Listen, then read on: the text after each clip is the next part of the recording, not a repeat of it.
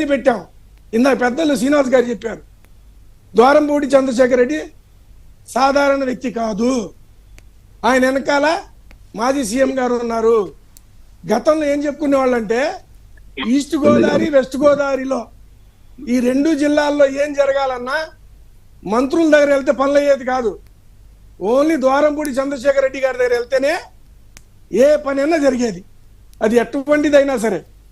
ఆయన ఆ 2 జిల్లాలో ఏలి, ఆ 2 జిల్లాలోనే కాదు, ముఖ్యంగా ఈ రేషన్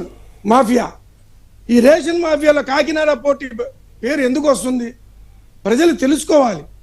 వాస్తవాలకు వెళ్తే విజయచంద్రిక గారు, కాకినాడ పోర్టులో 2019-20లో 96,70,000 క్వింటాల బియ్యం సప్లై అయిందండి, ఎక్స్పోర్ట్ అయింది.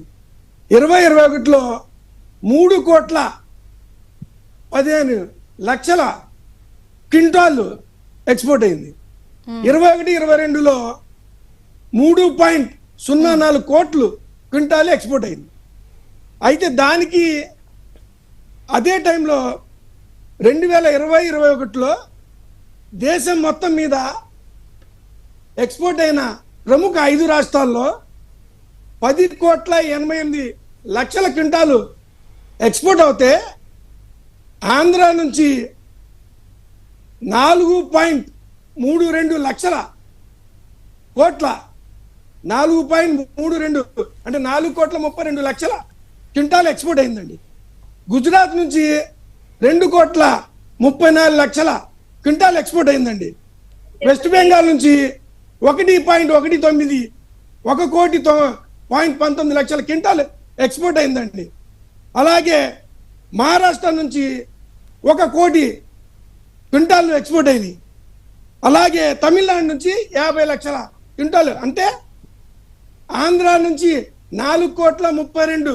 కాదు, మరి ఇంత హైయెస్ట్ డేటా ఉంది, మీరు ఎన్ని సమాచారం ఉన్నప్పుడు 6 నెలలు ఎందుకు ఆగారు? ఆయన అడిగినట్టు అడ్స్మిల్ గారు కూడా అంటున్నారు 6 నెలలు ఎందుకు ఆగారు మీరు? పవన్ కళ్యాణ్ బయటకు వచ్చి అక్కడికి వెళ్ళి ఇదిగో ఇలా జరుగుతుందని నిన్న సీఎం గారికి లిస్ట్ ఇచ్చి గొడవ మొదలెట్టే వరకు కూడా మీరు ఎందుకు ఆగారు 6 నెలలు? అన్ని డేటా ఉంది కదా. ఇప్పుడు అక్కడికి వస్తున్నాం మేడం.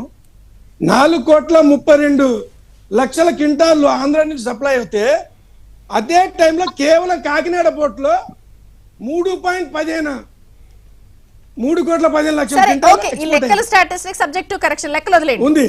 అయితే గడిచిన 6 నెలల్లో దొంగ దొరికేది విధానం, దొంగ ఏ విధంగా చేస్తున్న విషయాల్ని మనము ఎస్టాబ్లిష్ చేయాలి, ప్రజలకు తెలియపరచాలి. ఇప్పుడు అన్న పవన్ కళ్యాణ్ గారు ఉన్నారు, నాదెళ్ల మనోహర్ గారు, వారు సివిల్ సప్లై మినిస్టర్, అన్న డిప్యూటీ సీఎం. అది కాకుండా వారు కాకినాడ జిల్లాకి మంత్రి, పవన్ కళ్యాణ్ గారు స్థానిక జిల్లా మంత్రి. ఆయన వారికి సమాచారం అందిన ఎమ్మటే ప్రభుత్వానికి తెలియపరిచి ముఖ్యమంత్రి గారు పవన్ కళ్యాణ్ గారు అన్ని మాట్లాడుకొని ముందుకెళ్తారు. ఏదన్నా వారంతా అక్కడికి వెళ్ళి అంత సాహసం చేసి వారు ఆ విషయాన్ని సాహసాలు లేకపోతే ఇవన్నీ అన్ని చూస్తాం, అయిపోయింది. నేను అడిగింది ఏంటంటే ఎమ్మెల్యే ద్వారంపూడి చంద్రశేఖర్ రెడ్డి కుటుంబం, ఆయన అనుచరులు, లేకపోతే వారితో పాటు ఈ ఆఫ్రికా దేశాలకు బియ్యాన్ని ఎగుమతులు చేస్తున్నటువంటి అగర్వాల్ గాని, పోర్ట్లో మేనేజ్ చేస్తున్నటువంటి అధికారులను గాని, వీళ్ళందరికి సమాచారం విషయంలో మీ దగ్గర ఉందా? ఇవన్నిటిపై చర్యలు తీసుకుంటారా? ఎక్కడో నాగపూర్లో కూడా ఇప్పుడు కేసులు నమోదైనాయి అంట, వీటినన్నింటినీ పరిశీలిస్తారా? ఎట్లా అవి చెప్పండి, ఈ లెక్కలు ఎన్ని పక్కన పెట్టండి. 100% పాళ్ళు దొంగలు ఎవరు ఉన్నారో వాళ్ళందరికీ శిక్ష పడిద్ది, మీరే చూస్తారు. దీని మీద చర్యలు ఉంటాయి. అలాగే దీని మీద సైంటిఫిక్ గా ఎవిడెన్స్ అన్ని సేకరిస్తారు. అది ఎంత పెద్ద వ్యక్తులైనా సరే ఈ యొక్క దొంగతనాల్లో స్మగ్లర్లు ఉన్నవాళ్ళు ఆఖరికి ఆ పోర్టుకి సంబంధించిన అధిపతి సహాయ సహకారాలతోనే ఇవన్నీ జరుగుతున్నాయి. వాటి అన్నిటి మీద విచారణ జరిగిద్ది. గతంలో మీరు చెప్పినట్టు అక్కడ సెక్యూరిటీ చాలా వీక్గా ఉంది పోర్టుకి సంబంధించి. అక్కడ వాస్తవంగా వాకలపూడి మెరైన్ పోలీస్ స్టేషన్ ఉంది, దాన్ని పటిష్టం చేయాలి. అలాగే ఆ ప్రాంతంలో ఒక టాస్క్ ఫోర్స్ ఆఫీసు, ఒక డిఎస్పీ పరిధిలో ఒక టాస్క్ ఫోర్స్ ఆఫీస్ పెట్టాలి. దాంట్లో law and order marine civil supplies వాళ్ళతో కేవలం ఈ కాకినాడ పోటీకి సంబంధించి